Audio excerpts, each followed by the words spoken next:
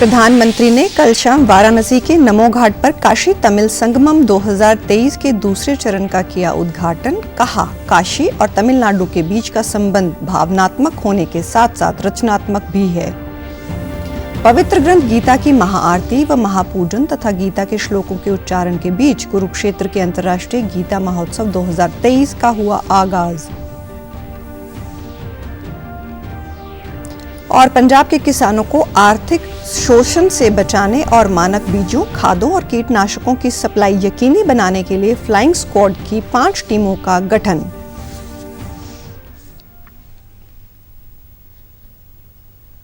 नमस्कार, चंडीगढ़ से आपका स्वागत है। मैं हूं शैली तनेजा। अब समाचार विस्तार से।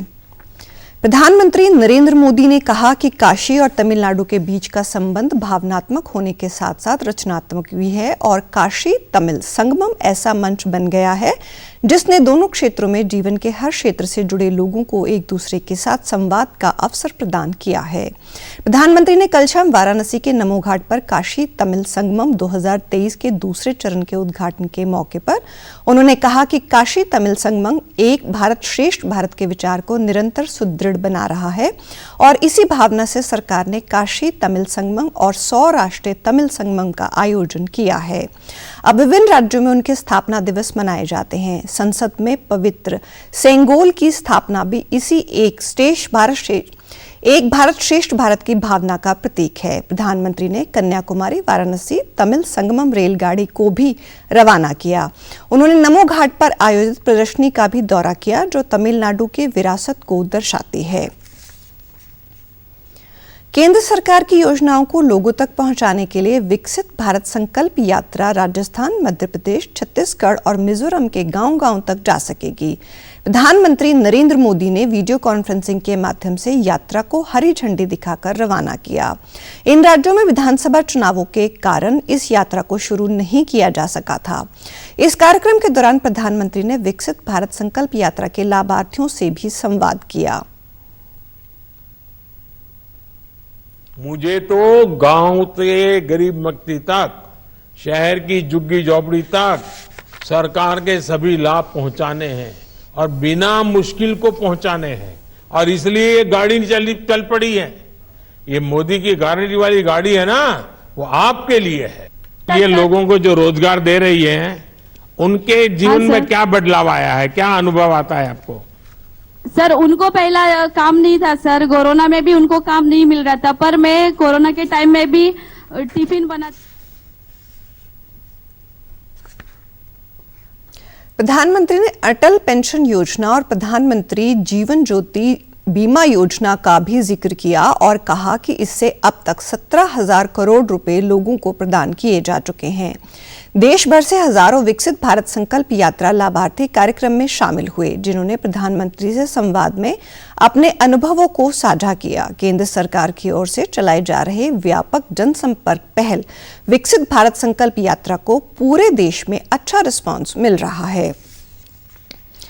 संसद की सुरक्षा में चूक की घटना को लेकर लोकसभा में प्रश्न सदन के दौरान विपक्षी सांसदों ने जमकर हंगामा किया। स्पीकर ओम बिरला ने कहा कि यह दुखद है कि इस मुद्दे पर राजनीति की जा रही है। स्पीकर ने महत्वपूर्ण मुद्दों पर चर्चा करवाने के सहयोग का अनुरोध किया। स्पीकर ने कहा कि 13 दिसंबर की घटना से सभी सदस्य चिंतित हैं। सभी दलों ने सुरक्षा में इजाफे के लिए बहुमूल्य सुझाव दिए हैं जिन पर विचार किया जाएगा। भविष्य में घटना न घटे इसके लिए भी कार्य योजना बनाने की योजना बनाई थी। उसी दिन मैंने इस विषय पर सभी नेताओं के साथ विचार विमर्श किया था और कैसे हम संसद की सुरक्षा व्यवस्था को मजबूत कर सकते हैं, उसके लिए हमारे सभी दलों के नेताओं ने बहुत ही महत्वपूर्ण सुझाव दिए थे और मेरी कोशिश है कि उन कुछ सुझावों में से कुछ में अमल हुआ है, कुछ में आपके साथ बैठकर और हम अमल करेंगे। वहीं विपक्ष द्वारा हंगामा करने के कारण लोकसभा की कार्रवाई भी बाधित हुई। हंगामा होने के कारण सदन की कार्रवाई को दोपहर 2 बजे तक के लिए स्थगित कर दिया गया था। संसद में विपक्ष को हंगामा आज भी जारी रहा। लगातार हंगामा होने की वजह से राज्यसभा की कार्रवाई दोपहर 2 बजे तक स्थगित कर दी गई। इससे पहले सदन की कार्रवाई को 11:30 बजे तक स्थगित करना पड़ा था। वहीं सभापति ने नियम 267 के तहत चर्चा की मांग के लिए दिए गए 22 नोटिस को खारिज किया। सभापति ने कहा कि सभी नोटिस मेरिट के तहत नहीं हैं। लोकसभा में आज कुवैत के अमीर के निधन पर शोक प्रकट किया गया। एक नवाब का कुवैत के विकास और समृद्धि में महत्वपूर्ण योगदान रहा है। उनके निधन से कुवैत ने एक महान राजनेता को खो दिया है। शेख नवाब के नेतृत्व में कुवैत के साथ भारत के घनिष्ठ और मैत्रीपूर्ण संबंध रहे।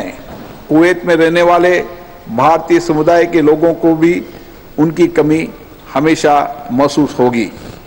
इस कठिन समय में ये सभा कुवैत के शासक परिवार, नेताओं और कुवैत के नागरिकों के साथ एकजुटता के साथ, संवेदना के साथ खड़ी है।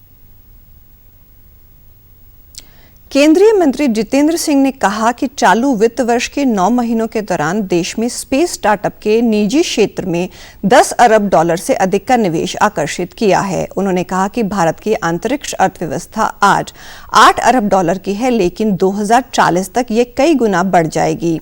आर्थर डी लिटिल रिपोर्ट के अनुसार 2040 तक भारतीय अंतरिक्ष अर्थव्यवस्था $100 अरब की होने का अनुमान है। उन्होंने कहा कि इसरो ने 430 से अधिक विदेशी उपग्रह प्रक्षेपित किए हैं। इस दौरान इसरो ने यूरोपीय उपग्रहों के प्रक्षेपण से 29 करोड़ यूरो और अमेरिकी उपग्रहों के प्रक्षेपण से $17 करोड़ की कमाई की। अंतरिक्ष के क्षेत्र में प्रधानमंत्री नरेंद्र मोदी ने सुधारों और सरकारी निजी भागीदारी शुरू होने से भारत में स्पेस स्टार्टअप की संख्या तेजी से बढ़ी है। उन्होंने कहा कि केवल 4 वर्ष के अंदर ही अंतरिक्ष क्षेत्र के स्टार्टअप की संख्या 2 अंकों से बढ़कर 1180 तक पहुंच गई है। पवित्र ग्रंथ गीता की महाआरती व महापूजन तथा गीता के श्लोकों के उच्चारण के बीच कुरुक्षेत्र के अंतर्राष्ट्रीय गीता महोत्सव 2023 का आगाज हुआ। उपराष्ट्रपति जगदीप धनखड़ ने कल अंतर्राष्ट्रीय गीता महोत्सव के दौरान कुरुक्षेत्र विश्वविद्यालय कुरुक्षेत्र में आयोजित अंतर्राष्ट्रीय गीता संगोष्ठी को संबोधित किया। उन्होंने कहा कि मुख्यमंत्री मनोहर लाल गीता के सच्चे अनुयायी हैं। मुख्यमंत्री के तौर पर इनकी पहचान लोगों के लिए मनोहर है, तो वहीं ये पारदर्शिता, शुचिता व उत्तरदायित्वता के लिए जाने जाते हैं। इस बार उन्होंने कुरुक्षेत्र की धरा पर आने का उन्हें सौभाग्य मिला है।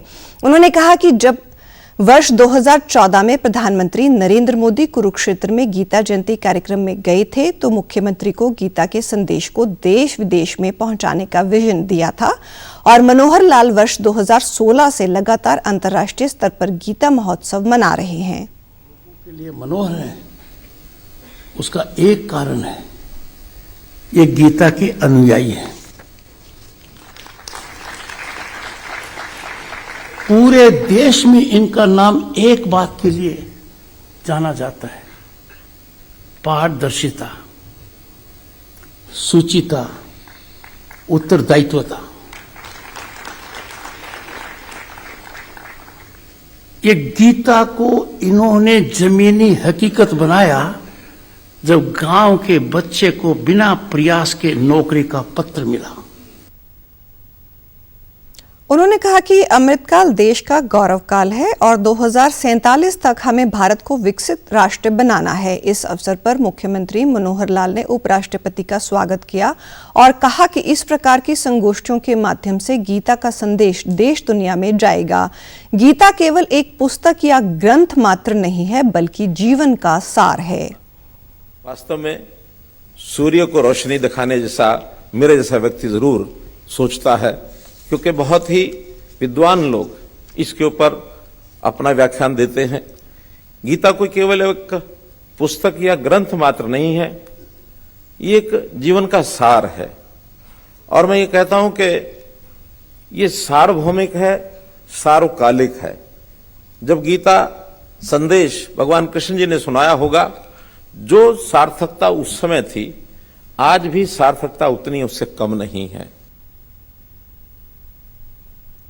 उन्होंने कहा कि आज दुनिया के दर्जन भर देश ऐसे हैं जो हमें अंतर्राष्ट्रीय गीता महोत्सव का आयोजन करने का निमंत्रण दे रहे हैं। हैदराबाद के एक विश्वविद्यालय ने अंग्रेजी एवं विदेशी भाषा के रीजनल सेंटर बनाने की बात कही है, जिसके लिए हमने कुरुक्षेत्र विश्वविद्यालय का प्रस्ताव दिया है। पंजाब के किसानों को आर्थिक शोषण से बचाने और मानक बीजों, खादों और कीटनाशकों की सप्लाई यकीनी बनाने के लिए कृषि और किसान कल्याण विभाग द्वारा रबी सीजन के लिए फ्लाइंग स्क्वाड की 5 टीमों का गठन किया गया है। ये टीमें बीजों, खादों और कीटनाशकों के निर्माण, मार्केटिंग यूनिटों और रिटेल होलसेल डिलीवरी डीलरों की दुकानों की चेकिंग करेंगी। इसके साथ ही ये टीमें उन उत्पादों की गुणवत्ता की नियमित तौर पर जांच करने और नमूने लेने के साथ साथ किसानों को बेचे जाने वाले उक्त उत्पादों की कीमत पर भी नजर रखेंगी। ये जानकारी साझा करते हुए पंजाब के कृषि और किसान कल्याण मंत्री गुरमीत सिंह खुडिया ने बताया कि एक फ्लाइंग स्क्वाड टीम को 4 से 5 जिले अलॉट किए गए हैं। उन्होंने किसानों से अपील की है कि वे कोई भी खेती उत्पाद खरीदते समय विक्रेता से उसका बिल जरूर लें और बिल पर दर्शाई गई रकम ही अदा करें। उन्होंने स्पष्ट तौर पर कहा कि यदि विक्रेताओं द्वारा बिल नहीं दिया जाता तो किसान की तरफ से जिले के संबंधित कृषि अधिकारी के पास शिकायत की जाए और इसी संबंधी सख्त कार्रवाई अमल में लाई जाएगी। हरियाणा सरकार ने कल चंडीगढ़ में होलिस्टिक इंटरनेशनल प्रवासी स्पोर्ट्स एसोसिएशन के बीच एक समझौता ज्ञापन पर हस्ताक्षर किए। इस अवसर पर मुख्यमंत्री ने प्रधान सचिव वी उमाशंकर ने कहा कि MOU का उद्देश्य भारत के बाहर महिला कबड्डी को बढ़ावा देना है, जिसमें प्रवासी भारतीय महिलाओं पर विशेष ध्यान देने के साथ साथ ओलंपिक में कबड्डी के खेल को शामिल करने की इच्छा है। MOU में राज्य सरकार और हिप्सा के बीच एथलीटों और एथलेटिक टीमों के प्रशिक्षण, प्रतिस्पर्धा, वैश्विक युवाओं को प्रशिक्षण और तकनीकी सहायता सहित विभिन्न सहयोग के क्षेत्र शामिल हैं। इसके अलावा दोनों पक्षों की ओर से अनुभवों, कौशल, तकनीकों, सूचना और ज्ञान का आदान प्रदान भी किया जाएगा। समझौता ज्ञापन में महिला कबड्डी के क्षेत्र में खेल की शिक्षा, पाठ्यक्रम विकास, खेल प्रबंधन और खेल बुनियादी ढांचे के विकास पर भी जोर दिया जाएगा।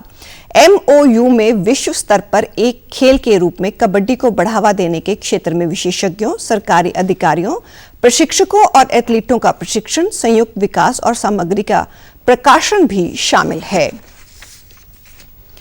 खेलो इंडिया पैरा गेम्स का पहला संस्करण राजधानी दिल्ली में सफलतापूर्वक संपन्न हुआ। पहले खेलो इंडिया पैरा गेम्स में सर्विसेज स्पोर्ट्स कंट्रोल बोर्ड सहित 32 राज्यों एवं केंद्र शासित प्रदेशों के 1400 से अधिक प्रतिभागियों ने हिस्सा लिया। देश के पैरा एथलीटों को अपनी प्रतिभा दर्शाने के लिए प्लेटफॉर्म प्रदान करने के उद्देश्य से केंद्र सरकार द्वारा आयोजित किए गए इन खेलों में देश भर से आए पैरा एथलीटों का दमदार प्रदर्शन देखने को मिला। दिल्ली में आयोजित समापन समारोह में केंद्रीय खेल मंत्री अनुराग सिंह ठाकुर मुख्य अतिथि रहे। समापन समारोह में युवा कलाकारों द्वारा मनमोहक प्रस्तुति देखने को मिली। केंद्रीय खेल मंत्री ने खेलो इंडिया पैरा गेम्स को भारतीय खेलों के इतिहास में मील का पत्थर बताया। शानदार सीजन रहा। 7 स्पोर्टिंग डिसिप्लिन में लगभग 1450 खिलाड़ियों ने भाग लिया और इसमें हरियाणा नंबर 1 पर, उत्तर प्रदेश नंबर 2 पर तो तमिलनाडु नंबर 3 पर आया। लेकिन सबसे बड़ी बात यह है कि खिलाड़ियों का मनोबल भी बढ़ा, खिलाड़ियों के लिए सुविधाएं भी बढ़ी और खिलाड़ियों ने इतिहास भी रचा है। पैरा गेम्स के माध्यम से, इनकी कहानियों से अब देश के उन लोगों में, दिव्यांगजन में एक नया उत्साह, नया उमंग, नया जोश दिख रहा है खेलों में भाग लेने के लिए। खेलो इंडिया के तहत पहली बार पैरा गेम्स का आयोजन किया गया। दिल्ली के 3 स्टेडियम्स में 10 से 17 दिसंबर के बीच इन खेलों का आयोजन हुआ। खेल मंत्री ने कहा कि केंद्र सरकार भारतीय खिलाड़ियों को हर सुविधा प्रदान करने के लिए प्रतिबद्ध है ताकि वे राष्ट्रीय और अंतर्राष्ट्रीय स्तर पर शानदार प्रदर्शन कर सके। पैरा गेम्स में पैरा एथलेटिक्स, पैरा निशानेबाजी, पैरा तीरंदाजी, para football, para badminton, para table tennis और पैरा भारोत्तोलन सहित 7 स्पर्धाओं का आयोजन हुआ। खेलो इंडिया के पहले संस्करण में हरियाणा का दबदबा देखने को मिला। हरियाणा ने 40 स्वर्ण, 39 रजत और 26 कांस्य पदक सहित कुल 105 पदक जीतकर पहला स्थान प्राप्त किया। वहीं उत्तर प्रदेश ने 25 स्वर्ण सहित कुल 62 पदक जीतकर दूसरा और तमिलनाडु ने 20 स्वर्ण सहित कुल 42 पदक जीतकर तीसरा स्थान हासिल किया। और अब पेश हैं खबरें फटाफट।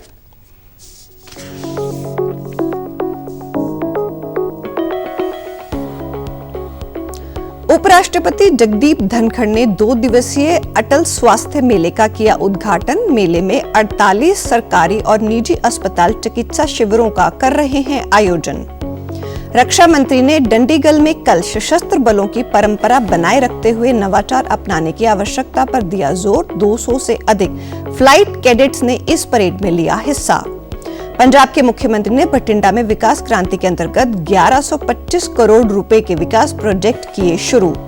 मौसम विभाग के अनुसार पंजाब और हरियाणा में अगले 5 दिनों तक तेज हवाएं और शीतलहर चलने की संभावना। और आप हमारे समाचार YouTube channel DD news Chandigarh, Facebook DD news Chandigarh और social media X DD news CHT पर भी देख सकते हैं। इसी के साथ चंडीगढ़ से समाचारों का सिलसिला समाप्त होता है। नमस्कार।